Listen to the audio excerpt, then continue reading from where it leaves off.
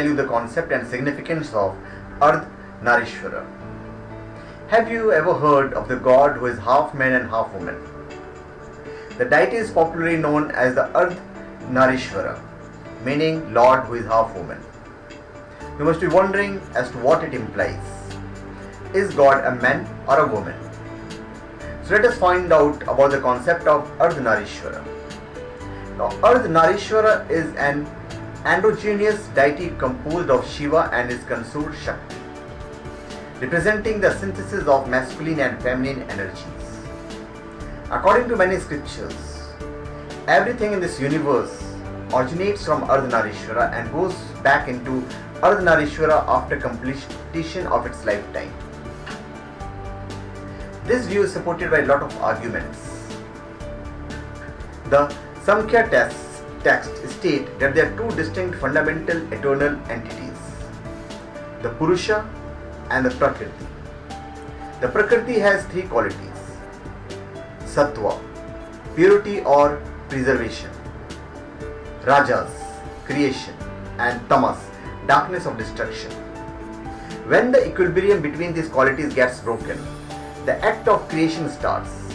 Rajas quality leads to creation. Therefore, Purusha and Prakriti cannot exist independent of each other. They must exist together and in harmony in order to create. The Devi Bhagavad Purana says that Purusha means Shiva in material form, worshipped and meditated on Adi Shakti for thousands of years using the Bij mantra Klim. See that incarnated in front of him in the form of Siddhitri from the left half of Lord Shiva.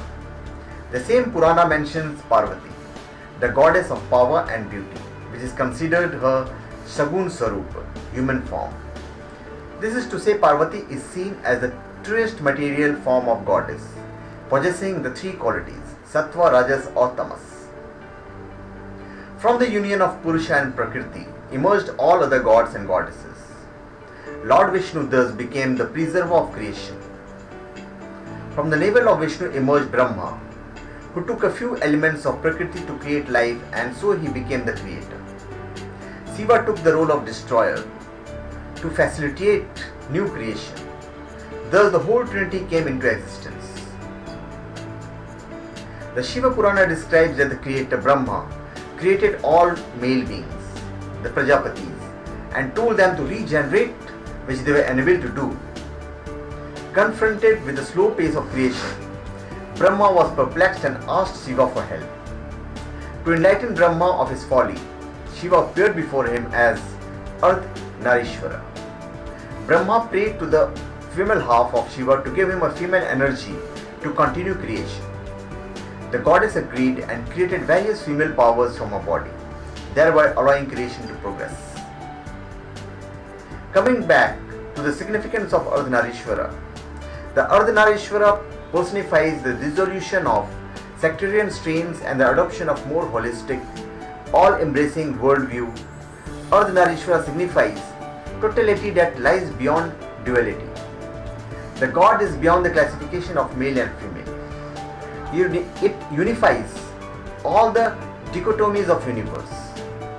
It represents two conflicting ways of life which are needed for life to be created. Therefore, none can exist without other.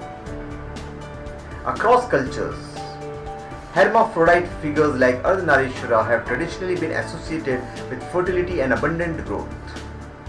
In this form, Shiva in his eternal embrace with Prakriti represents the eternal reproductive power of nature, whom he regenerates after she loses her fertility. It also answers the question as to why a wife must always sit at the left hand side of her husband. The wife traditionally sits to the left of the husband and is often called Vamangi, or the left-sided one. The left side is the location of the heart and is associated with feminine characteristics like institution and creativity, while the right is associated with the brain and masculine traits, logic, value and systematic thought. So thank you.